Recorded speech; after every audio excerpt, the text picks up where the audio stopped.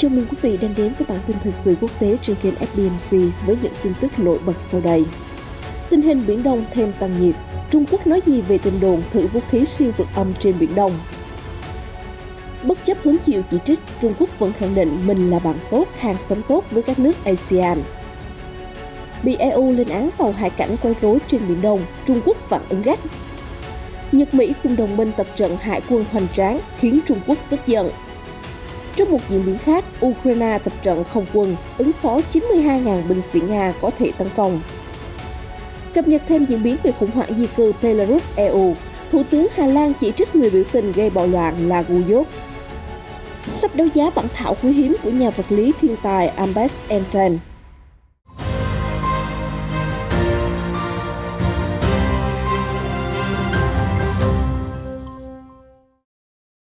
Như FBNC đã thông tin trong bản tin quốc tế sáng và điểm tin quốc tế, tờ Financial Times hôm 21 tháng 11 dẫn một nguồn tin tình báo Mỹ cho biết vũ khí siêu vượt âm mà Trung Quốc thử nghiệm hồi tháng 7 khi đang bay trên Biển Đông đã phóng ra một tên lửa.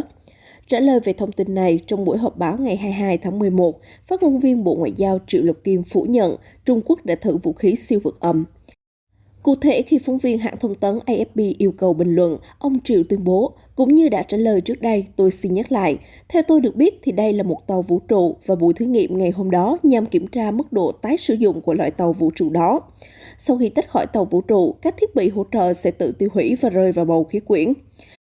Theo Financial Times, vũ khí siêu vượt âm của Trung Quốc đã bay với vận tốc nhanh gấp 5 lần tốc độ âm thanh và có thể phóng một tên lửa từ bên trong nó.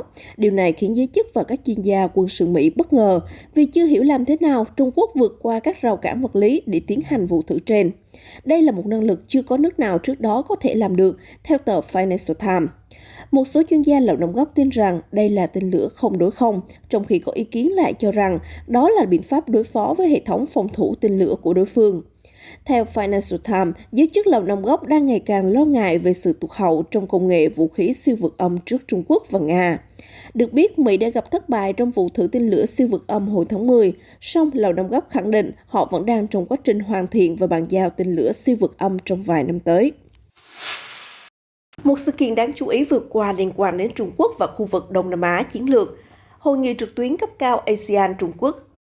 Giữa lúc các nước phương Tây gia tăng cạnh tranh, mở rộng ảnh hưởng ở khu vực, Bắc Kinh tiếp tục tiến gần các nước láng giềng với vị thế là một người bạn, người đối tác, một người hàng xóm tốt. Như Chủ tịch Tập Cận Bình tuyên bố tại hội nghị hôm 22 tháng 11 vừa qua. Theo South China Morning Post, Bắc Kinh nhấn mạnh tầm quan trọng của khu vực trong chính sách đối ngoại, cam kết sẽ nâng cấp mối quan hệ Trung Quốc-ASEAN thành mức cao nhất, quan hệ đối tác chiến lược toàn diện, tương tự như với Nga. Nhưng điều này cũng đồng nghĩa hợp tác an ninh giữa các bên sẽ được phát triển sâu sắc hơn. Đáng chú ý tại sự kiện trực tuyến, ông Tập cam kết Trung Quốc sẽ cung cấp ASEAN thêm 1,5 tỷ đô la trong vòng 3 năm tới, 150 triệu liều vaccine và đóng góp 5 triệu đô la cho quỹ ứng phó dịch của ASEAN. Ngoài ra, Bắc Kinh cũng sẽ nâng cấp khu vực thương mại tự do với ASEAN và chuyển giao công nghệ tiên tiến hơn cho các quốc gia của khối. Mặt khác, không nêu đích danh Mỹ, ông Tập tuyên bố tại hội nghị trực tuyến rằng Trung Quốc sẽ không bao giờ tìm kiếm mộng bá quyền, cũng như không bắt nạt các nước nhỏ yếu thế hơn. Theo phân tích, cả Mỹ và Trung Quốc đều nhận ra tầm quan trọng của ASEAN, trái tim châu Á, và cố gắng làm sâu sắc quan hệ hơn với khu vực chiến lược này nhằm chống lại ảnh hưởng gia tăng của đối thủ. Thế nhưng, các căng thẳng liên quan đến tranh chấp lãnh thổ và mối lo ngại về sức mạnh đáng gờm của Trung Quốc đã khiến một số nước láng giềng khó lòng gần gũi hơn với Bắc Kinh. Tuần trước, Philippines đã dùng ngôn từ mạnh mẽ nhất phản đối tàu hải cảnh Trung Quốc quấy rối, phun vòi rồng vào tàu tiếp tế của nước này trên Biển Đông. Ở một diễn biến khác có liên quan, trong hội nghị thượng đỉnh trực tuyến với người đồng cấp Mỹ Joe Biden, ông Tập đã nhấn mạnh hai nước cần phát triển hòa hợp với nhau. Tuy nhiên, một số nước Đông Nam Á đã bày tỏ lo ngại họ có thể phải chọn phe. Phát biểu tại hội nghị thượng đỉnh ASEAN hôm thứ Hai, Thủ tướng Singapore Lý Hiển Long cho biết các cuộc trao đổi cấp cao gần đây giữa Trung Quốc và Mỹ là điều đáng khích lệ vì hòa bình và ổn định trong khu vực. ASEAN và Trung Quốc cũng nên tiếp tục làm việc cùng nhau để quản lý căng thẳng ở Biển Đông. Ông nói, đồng thời nhấn mạnh đã đến lúc khôi phục du lịch giữa các nước. Thủ tướng Malaysia Email Sabri Yaakob cho biết tất cả các quốc gia nên tiếp tục cam kết duy trì Biển Đông như một vùng biển hòa bình, ổn định và thương mại. Ông nói, để đạt được mục tiêu này, tất cả các bên nên tự kiềm chế và tránh các hành động có thể bị coi là khiêu khích, có thể làm phức tạp thêm tình hình và leo thang căng thẳng trong khu vực. Cũng liên quan đến Trung Quốc, phái đoàn nước này tại Liên minh châu Âu EU vào hôm 22 tháng 11 đã bày tỏ phản đối mạnh mẽ với những bình luận gần đây của EU liên quan đến Biển Đông. Cụ thể, Cơ quan Hành động ngoài châu Âu EEAS đã cáo buộc Trung Quốc ngăn chặn 2 tàu tiếp liệu của Philippines trên Biển Đông vào tuần trước. Dù vậy, phái đoàn Trung Quốc vẫn ngang nhiên cho rằng tàu hải cảnh Trung Quốc đã thực hiện nhiệm vụ phù hợp luật pháp, duy trì chủ quyền biển và trật tự hàng hải. Trung Quốc và Philippines cũng đã trao đổi về vấn đề này. Trung Quốc kịch liệt phản đối những phát ngôn của EU và kêu gọi khối cần tôn trọng nỗ lực duy trì ổn định trên Biển Đông. Được biết, vụ tàu hải cảnh Trung Quốc cản trở và bắn vào rồng nhằm vào 2 tàu tiếp liệu của Philippines xảy ra ngày 16 tháng 11. Địa điểm là gần bãi cỏ mây thuộc quần đảo Trường Sa của Việt Nam, nhưng bị Philippines chiếm đóng trái phép. Philippines cho biết không ai bị thương trong vụ việc, nhưng họ phải hủy bỏ nhiệm vụ tiếp tế cho các binh sĩ đồn trú. Đồng thời, Manila tố cáo Bắc Kinh đang thiếu kiềm chế và đe dọa tới mối quan hệ đặc biệt giữa hai nước. Sự khiêu khích ngày càng mạnh mẽ của lực lượng hải cảnh Trung Quốc đã khiến các nước ven Biển Đông không khỏi lo ngại. Về vấn đề này, vào hôm 18 tháng 11, Bộ Ngoại giao Việt Nam đã kêu gọi các bên tuân thủ luật pháp quốc tế, vùng biển có tầm chiến lược quan trọng này. Người phát ngôn Bộ Ngoại giao Lê Thị Thu Hằng cho biết, Việt Nam đề nghị các bên tuân thủ luật pháp quốc tế, Công ước Liên Hợp Quốc về luật biển năm 1982 trong mọi hoạt động trên Biển Đông, không có hành động làm phức tạp tình hình, góp phần duy trì hòa bình, an ninh, ổn định và trật tự pháp lý trên biển tại khu vực.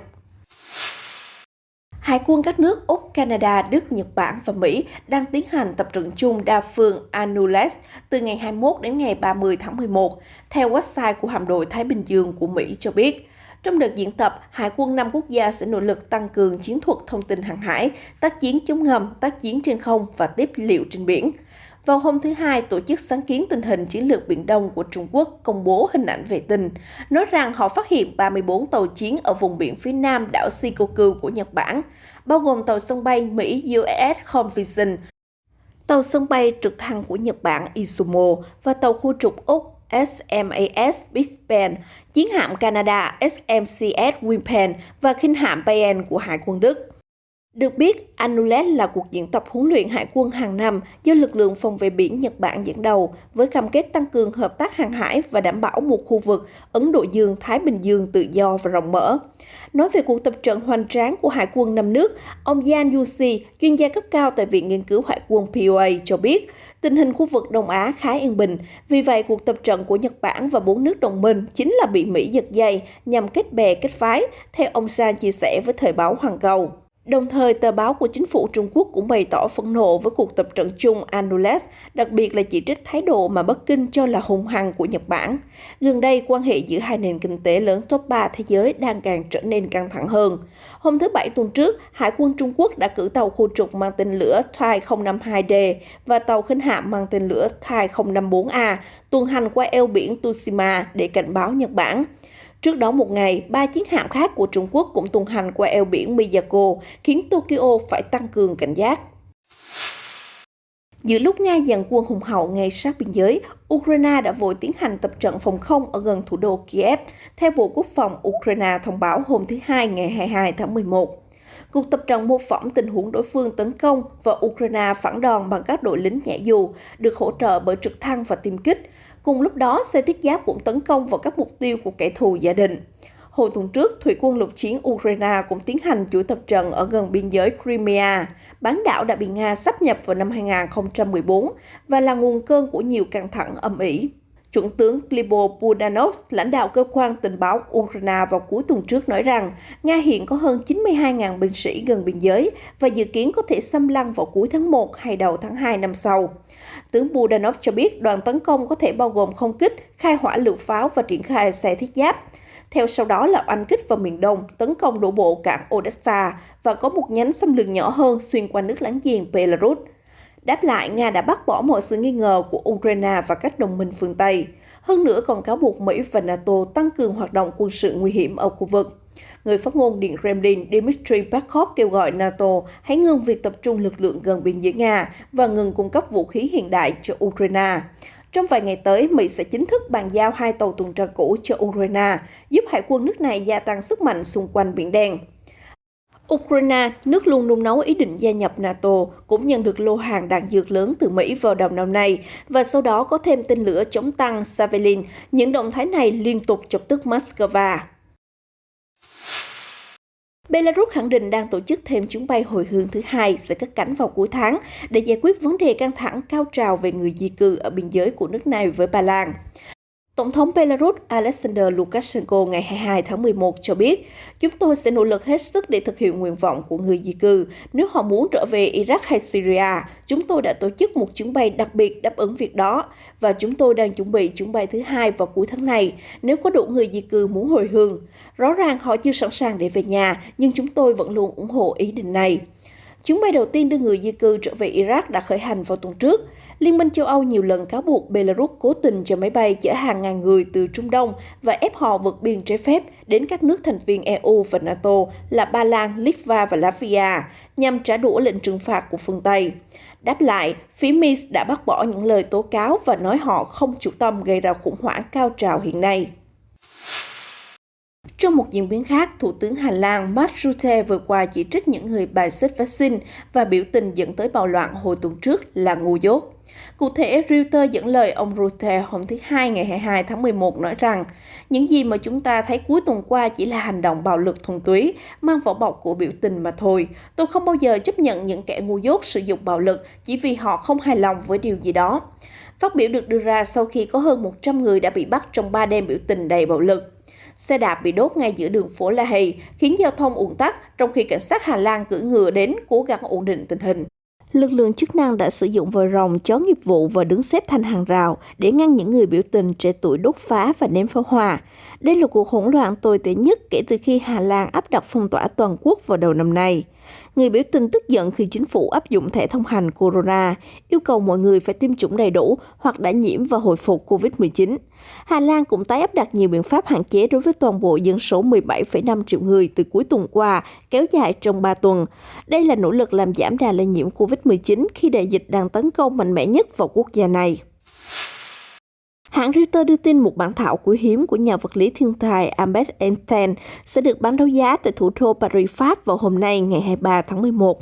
Bản thảo được thực hiện trong 2 năm 1913 và 1914, có giá trị ước tính khoảng 2 đến 3 triệu euro, tương đương với 2,3 đến 3,4 triệu đô la theo nhà đấu giá Christie. Tập bản thảo dày 54 trang do Einstein và cộng sự, đồng thời là bản tâm giao của ông, kỹ sư Michele Passo, người Thụy Sĩ ghi chép lại, gồm các phản thảo dẫn tới việc ra đời thuyết tương đối. Đây là một thành tựu quan trọng trong sự nghiệp nghiên cứu của Albert Einstein.